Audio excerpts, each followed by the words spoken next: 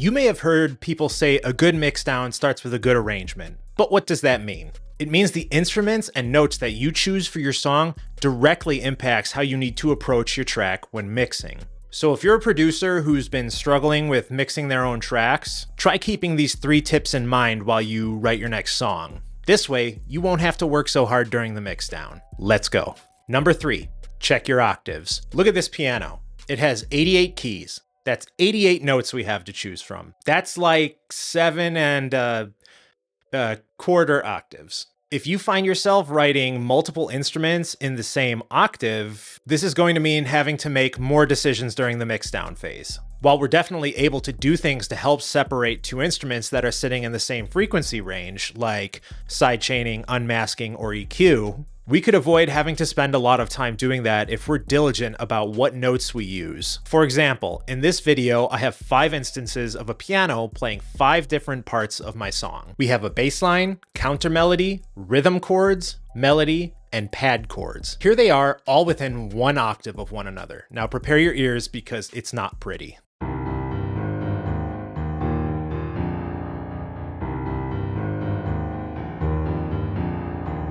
Now look what happens if I place each song element in its own space where there is very little overlap between notes being played.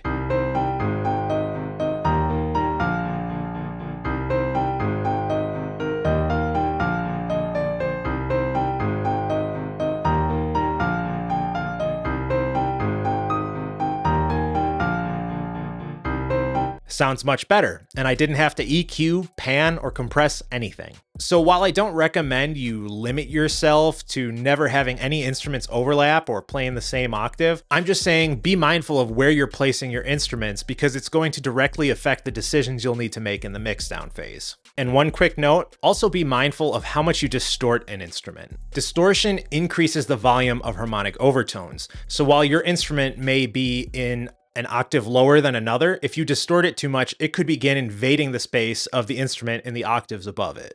Number 2, keep one focal point at any given time.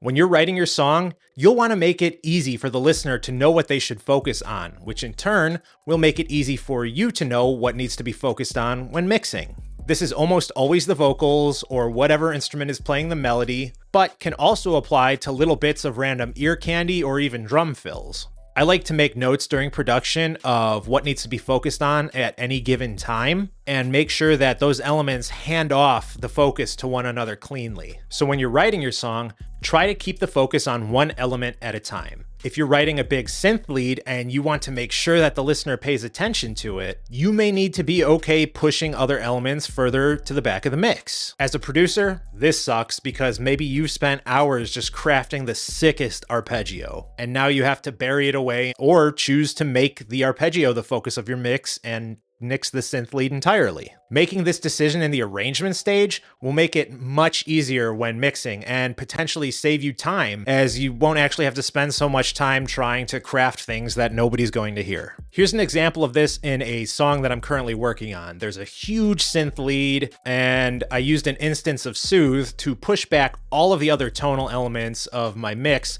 so that the listener focuses on the lead, and as it fades away, their attention comes back to the arpeggio and other little elements in the background, handing off the focus and not fighting for attention.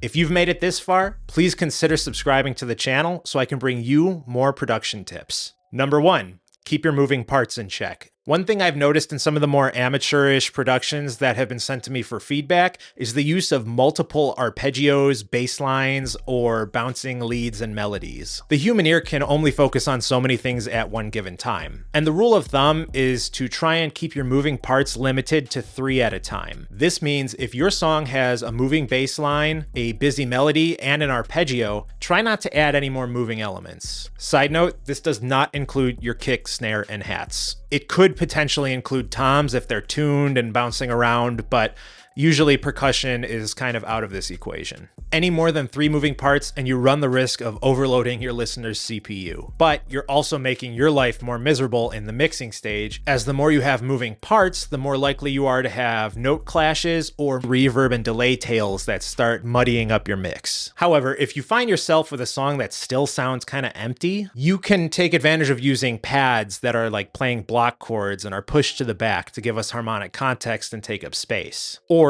you can layer and saturate the parts that you already have to make them fuller and take up more space in the frequency spectrum. Figuring this out during the arrangement means you don't have to figure it out after you've already decided on what your production is and potentially have to go back and rearrange things to make it work. If you have any questions about today's video, make sure to drop them down in the comments, and on your way down there, make sure to subscribe, and I'll catch you next time.